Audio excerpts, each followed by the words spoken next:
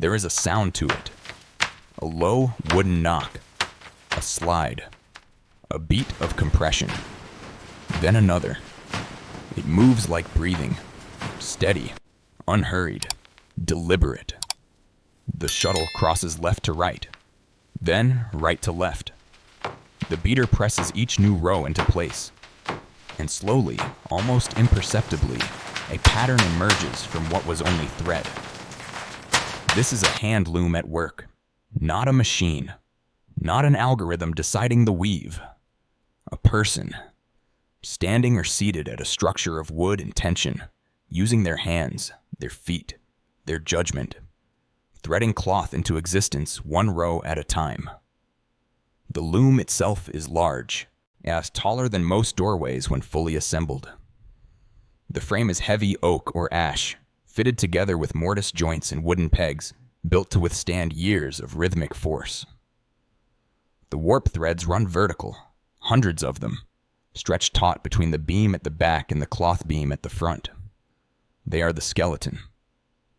The weft carried by the shuttle passes through them horizontally, filling the body of the fabric row by row. Every pass of that shuttle is a decision. Tension, angle, speed. The weft must seat evenly. The selvage, the edge, must hold its line without pulling inward. The beat must be consistent. Too light and the fabric will be loose, or uneven. Too heavy, and the weave compresses, distorts. A master weaver does not think about these adjustments the way a beginner does. After years, they are not adjustments. They are instinct.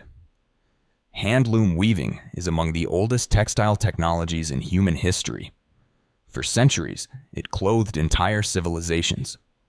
Wool, linen, silk, cotton, all of it moved through human hands before it became garment, sail, blanket, or banner. But the knowledge required was never simple. A weaver working a 4-shaft loom had to understand drafting, how the threading sequence determined which warp threads would lift together to form a shed. It's the gap through which the shuttle passed. Change the threading, and the pattern changed. Change the tie-up, the connection between foot pedals and shaft frames, and the logic of the weave changed entirely. Master weavers carried these patterns in their heads.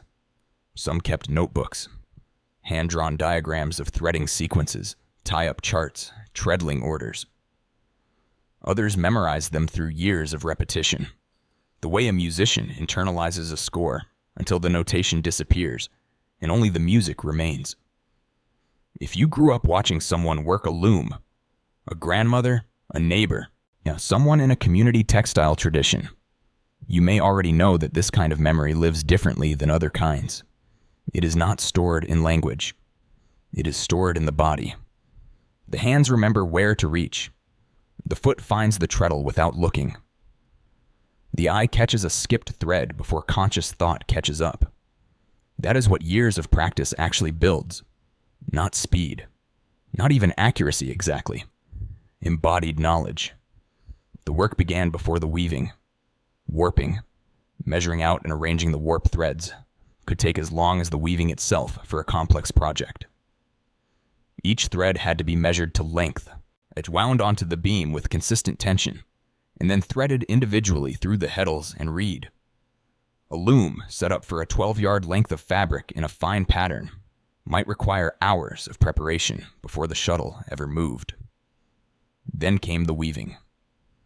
Production speed varied by fiber, pattern complexity, and the weaver's experience.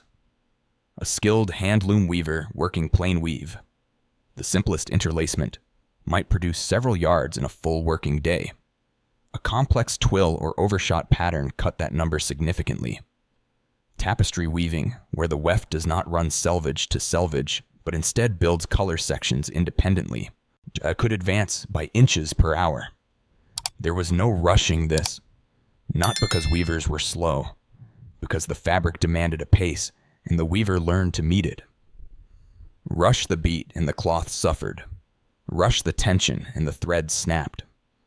The loom set the rhythm and the skilled weaver moved inside it. This is different from most work done today. Most production processes are designed to compress time, or to extract more output from each hour. The hand loom operates on a different logic entirely. The time the fabric requires is the time the fabric requires. Consider someone who spent 40 years at a loom. They likely began early, perhaps as a teenager, perhaps younger, learning from a parent or a community weaver or through a formal apprenticeship. In the American textile tradition, that could mean a mill town in the South, a workshop in New England, a Scandinavian immigrant community in the upper Midwest, or a native weaving tradition passed through family lines. The early years were mostly watching, then threading, the preparatory work, and the slow, patient assembly of the loom, then weaving under supervision, making errors, correcting them, developing an eye for the cloth forming beneath the beater. The errors were instructive. A float, where the weft skipped over warp threads it should have caught, appeared as a loose line in the finished fabric. A loose selvage meant the edge was pulling unevenly. A broken warp thread required the weaver to splice in a repair yarn and continue without disturbing the pattern. None of this was written in a manual. It was transmitted person to person, hand to hand, a mistake to correction.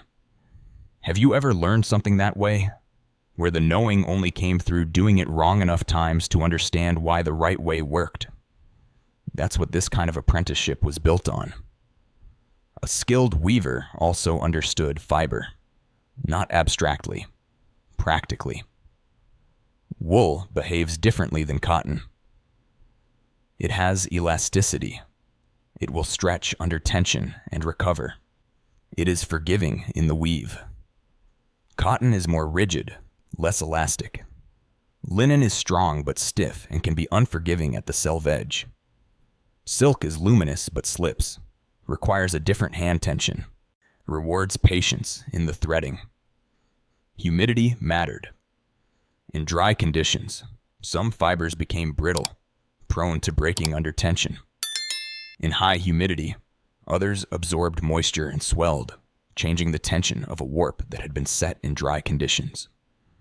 A weaver who had worked with a particular fiber long enough simply knew these things, felt them in the thread before problems developed. This kind of material knowledge is not theoretical. It cannot be fully conveyed in a YouTube tutorial. It comes from touching fibers in different seasons, watching how they respond, building a body of tactile experience over years. By the mid-1800s, the power loom had already begun to reorganize the textile trade. Edmund Cartwright's mechanical loom, developed in England in the 1780s and refined over subsequent decades, could produce fabric at multiples of the speed possible by hand. American manufacturers adopted the technology rapidly. Mill towns grew along rivers where water power could drive the machinery. The economics were unavoidable. A single power loom could do what multiple hand weavers could not match in output. For most commercial textile production, the hand loom became economically impractical by the latter half of the 19th century. By the early 1900s, it had largely exited the industrial fabric market. This was not a slow cultural erosion. It was a structural displacement. The market that had sustained professional hand weavers, the demand for domestically produced cloth, was absorbed by mills producing at industrial scale, and later by imported goods produced even more cheaply abroad. Some craft weaving continued. Custom work, or artisan production. Tapestry and specialty textiles that machine production couldn't replicate with precision. But the hand loom as a primary trade, as the way a working person earned a livelihood producing everyday fabric, had essentially concluded. What remained were specialists, people working in a narrowed market, custom upholstery fabrics, reproduction historical textiles, studio art weaving, preservation of regional traditions. People for whom the hand loom was not merely one method of production among several, but the only method that could produce the specific result they were after. There are still working hand loom weavers in the United States today. Some operate as studio artists. Some produce specialized fabrics for restoration and museum work.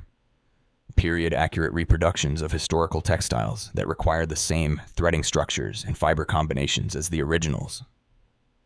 Some carry on regional traditions. Navajo weavers working upright looms in New Mexico and Arizona.